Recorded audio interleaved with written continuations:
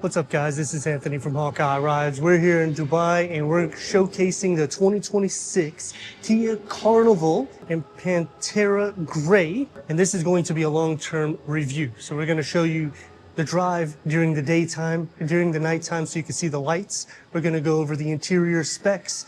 Basically everything that you would need to know if you were to either rent one of these vehicles coming here or even buy one of these vehicles. Starting off with the headlights, they are not as bright as I would like.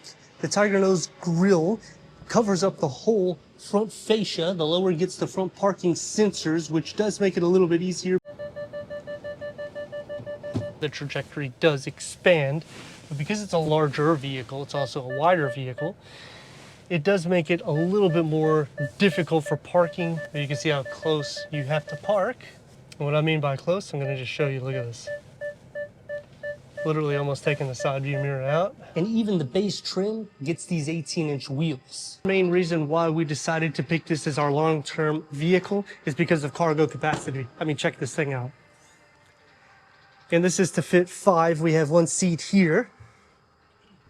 The seats fit inwards. You can also remove that center seat. We already can fit over 8 bags.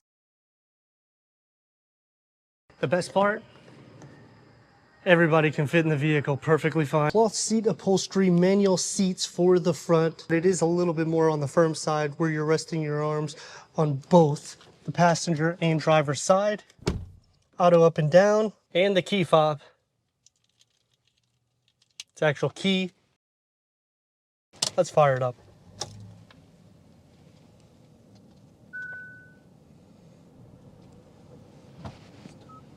Wireless Apple CarPlay and Android Auto, tri-climate control settings with plenty of storage, 12 volt, USB ports, cup holders, and I have found it pretty sufficient for storage capacity here. Interior space is more than enough, but cup holders, they do lack. You only have 2 here and you have 1 here, and then you have the 2 in the center, but if this seat's up, I mean, you really only have 2, and then you have another set, 1 on each side. You have this little area here for storage, but then the same thing that we've noticed, and the reason why we have a lot of bottles is it is pretty hot. It's over 115 to 130 degrees most days right now because we're in the summer. So a bottle there, you got a little storage bottle there, and then 2 here. With over 280 horsepower, what am I kidding? It's a minivan.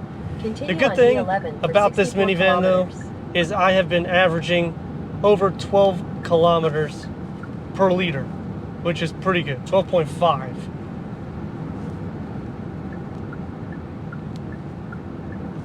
Maneuverability is easy. It's a solid box. Plenty of interior space and everybody's sitting comfortably. Sound deadening could be a little bit better. Turn radius, it's not that good. It's about 3 lanes. There's no need to rock and roll. This is a minivan. It has enough power to get you to point A to point B comfortably. The seat cushion is good, and it has a pretty wide butt area, so it definitely makes it a lot easier for these longer journeys, especially if you are commuting to UAE. If you're going from, say, Dubai to Abu Dhabi, it's a little bit over an hour drive. Set the cruise control. This does not have adaptive cruise control or lane keep assist. Still feel it just bounce in the rear. The steering does have a little bit more weight than like a sedan, but it's still fairly easy for everyday use. That's what I mean by you could just feel it just drop in the rear. Even though it's a long and wide vehicle, even driving in the inner cities, it's not going to be too much of an issue. And because the roads are super smooth here, you don't really feel anything. I mean, the seats are comfortable and everybody stays comfortable in the vehicle. Now the road noise does get the E11 South ramp. Sorry for that. Now the road noise does get a little bit more louder once you're going 120 to 140 kilometers, but this is a base model vehicle. And normally without the luggage, I would be hitting about half RPM less than I'm going. So it does add to making the vehicle feel a lot more heavy. But overall, I mean, it's still fine. Just gonna consume a lot more gas. You need something to get you to point A to point B that gets pretty decent gas consumption, and it does that smoothly with room for at least 5. So if you're trying to do traveling, I would recommend this instead of going to like a Tahoe or anything big of that nature, because what happens when you're going there, you're getting a V8. It's going to drink a ton of gas. Whereas when you get this, it's going to be more sipping fuel, and you're going to have more cargo capacity because this has over 145 cubic feet of storage. We're wrapping up the trip. I think we're definitely going to be missing this vehicle because it does everything that it needs to do. Pretty decent MPGs for going in onto the highway or even rural roads.